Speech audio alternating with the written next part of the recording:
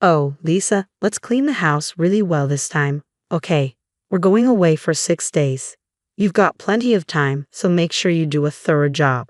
It's good practice for you. Go for it, Lisa. Okay, I'll make sure to clean everything really well. Several days later. Hey, why can't we get into the house? I thought that might happen. What do you mean? What's going on? Lisa, what did you do? Where are you now? What happened while we were on vacation? My name is Lisa, and I'm 30 years old. I work part-time and take care of the house. I've been married to Henry for almost a year.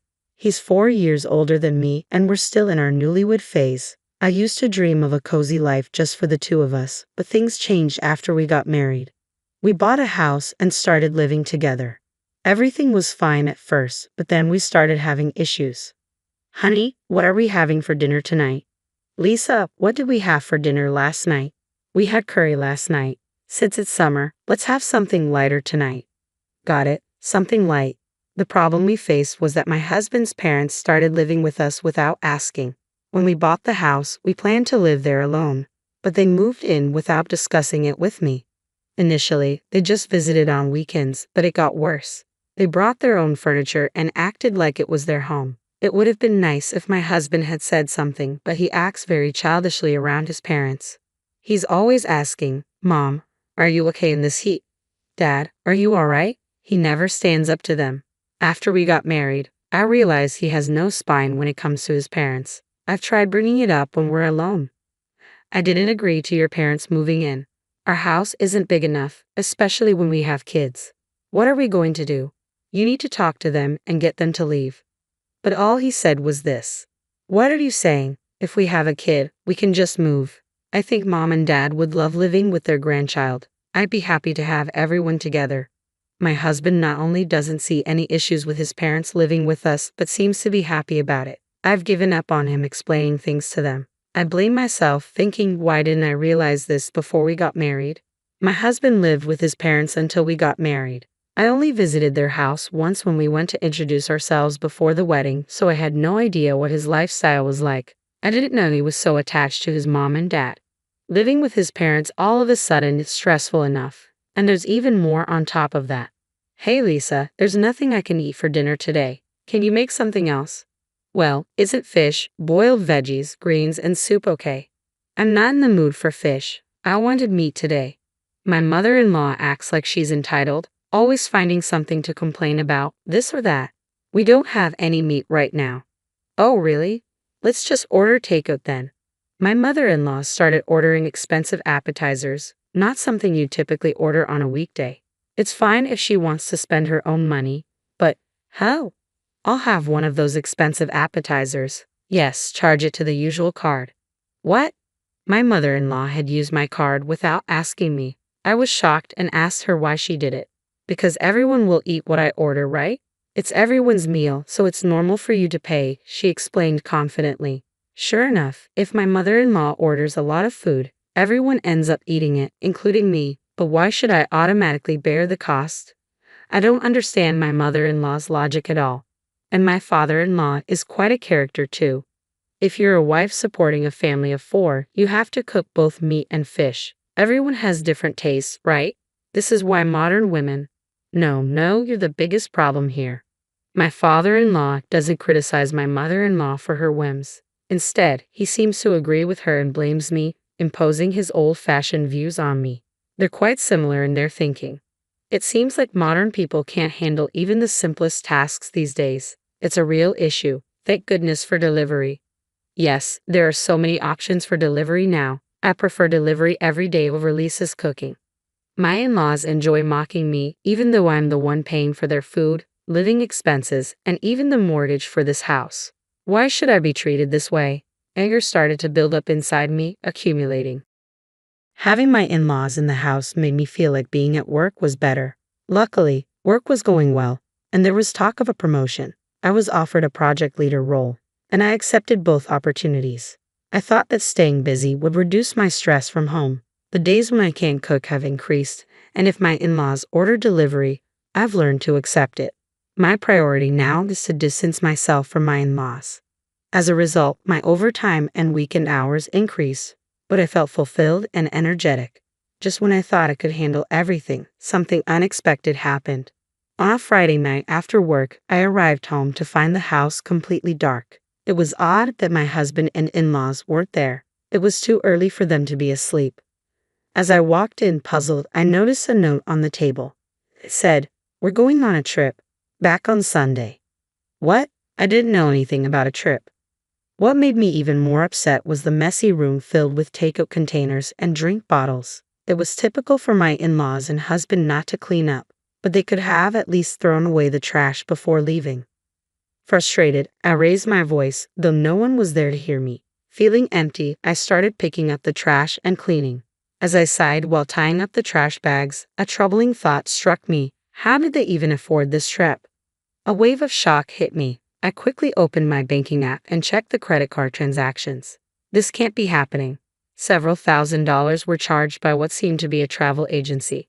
Panicked, I tried calling my husband, but he didn't pick up. Fighting the urge to throw my phone in frustration, I decided to check my husband's social media. There it was, beautiful beach.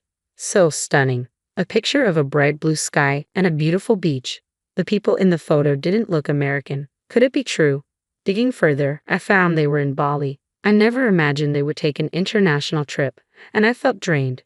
I hate to admit it, but my husband doesn't earn much. Most of our income comes from my job. I've been saving diligently because I worry about our future. That was before my in-laws moved in. The idea of my husband and his parents using my money to enjoy a resort made my anger boil over. All the vague stress I'd been feeling started to crystallize into clear questions. Why do they do this?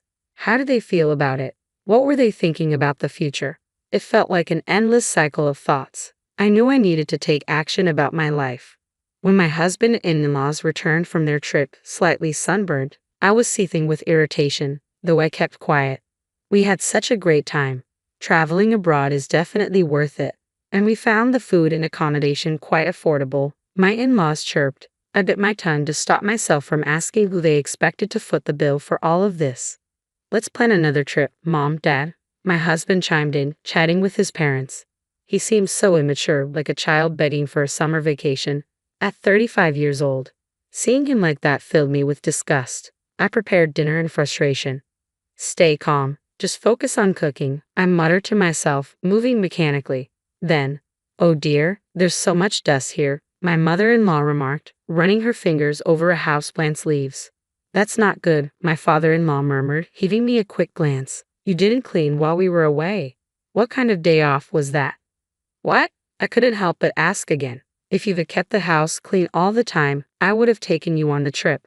I didn't invite you because I was thinking about you and your housework. Isn't that right, Mom and Dad?" My husband said this seriously. "Thanks for considering that," I replied, holding back my anger. My face twitched and I turned away, pretending to get ingredients from the fridge. Inside, I was shouting, "Are you kidding me?" I couldn't believe it. They left the house messy, took a vacation with my money, and now they were saying this. Checking the credit card transactions while they were away only made me angrier. Did they go to a spa or fancy restaurants? Even in Bali, where things are cheaper, there were large charges constantly added. How much have they spent without asking me? I couldn't stop thinking about it. Hundreds, thousands, tens of thousands.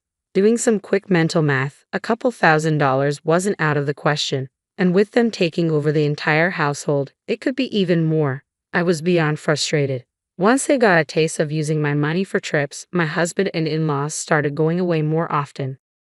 My credit card was being used routinely, but I didn't intervene for months. I silently watched my husband and in-laws' foolish spending.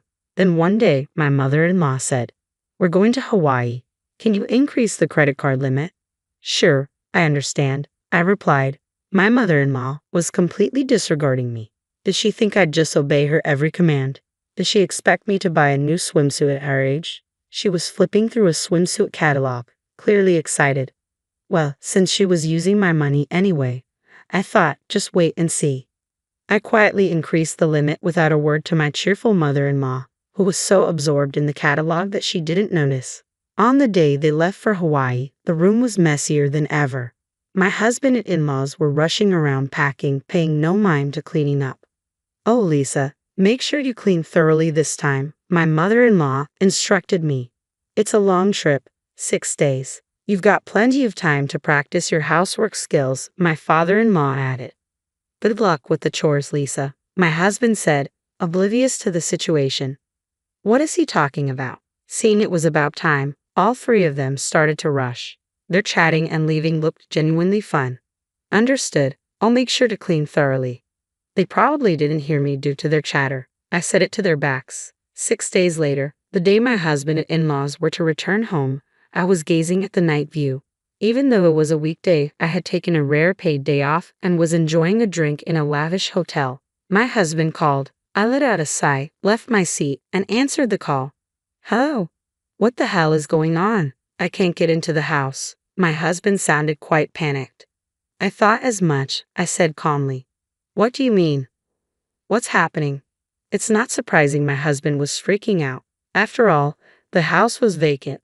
There should be a for sale sign at the entrance, and not a single piece of furniture should be visible from the windows. Lisa, what have you done? Explain. Where are you? What did you do while we were away? I could hear my mother-in-law and father-in-law yelling in the background. I cleaned up, just as ordered, I answered nonchalantly. While all three were left stunned, I decided to explain. I went ahead and put the house up for sale. The land too. It's completely clean now. Nothing's left inside. You foolish woman, my father-in-law yelled. You mean, what foolish thing have I done? Who's been doing foolish things, I wonder? You all sure had a great time using your daughter-in-law's money and living it up. Look, Lisa, don't be mean. Quickly change it back. What are we supposed to do? You'll also be in trouble without a place to live, right? My husband pleaded in a voice that sounded almost teary. I won't have a problem. The house was bought by me in the first place, and all I did was sell it. I've decided on my new place to live. Yes, the house was purchased with my considerable income. Of course, it's under my name. It was a house to which my husband had no rights. How could you? It was our home. How could you sell it without permission? My mother-in-law said. Please save your sleep talking for when you're asleep. It was never your home to begin with. You were just freeloading, right? Parasiting off me, right? I've made up my mind. I can't continue like this, losing everything. I need to exterminate and rid myself of these harmful pests. How dare you speak to Mom like that? The words bellowed from my husband were met with my swift retort. You're a pest too. I want a divorce. I'm going to demand my money back, which you've recklessly spent. I've already consulted with my attorney. The amount. I could relay the amount. I heard a loud clatter on the other end. It seemed that my husband, in shock, had dropped the phone. What happened, Henry? What's wrong? The voices of my mother-in-law and father-in-law echoed, clearly worried for their son. Oh, Dad. My husband started crying like a child through the phone. I could only pull back in disbelief, knowing that any further conversation would be futile. I hung up the phone, sitting back down. I sighed. It had become second nature to me, but today it was different. It was a sigh of relief. At last, I finally cleaned house. Good job, I toasted to myself, sipping champagne. My husband and in-laws seemed to have no choice but to return to their family home. They had nowhere else to go after all. During the months from my decision to divorce until I actually brought it up, I found out that their home had turned into a hoarder's paradise. When I visited to introduce myself before marriage, the place didn't seem so disheveled. They must have hired professionals to temporarily tidy it up. Their house had a long-standing reputation in the neighborhood as a hoarder's home. Perhaps a messy house suits my messy husband and in-laws more than a clean one. Though my husband was reluctant about the divorce, he quickly accepted when confronted with my attorney. Sobbing, he even signed the agreement to pay me back the money they spent. It's not an amount he could easily afford with his salary, but it's only fair since he was the one who created the situation, recklessly indulging in luxuries with other people's money. And so I managed to completely sever ties with my troublesome family. However, I must regret the fact that I married such a man in the first place. Before he got married, I somehow managed to spin his troublesome traits in a positive light, finding him charming and laid back despite his age. Maybe I was too desperate as I approached my 30s. While occasionally venting about this to my colleagues, I go about my daily work. Will I be single forever from now on? You're still young. Don't say things like that. I appreciate the subordinates who play along with my complaints and jokes. You're right. I shouldn't give up hope. That's right. Would you consider someone younger? Was that a joke? Looking up, I saw my subordinate's face was serious. Don't hoard unnecessary things. Cleaning is important. But maybe, just maybe, I don't need to give up hope. These days, I find myself pondering such things.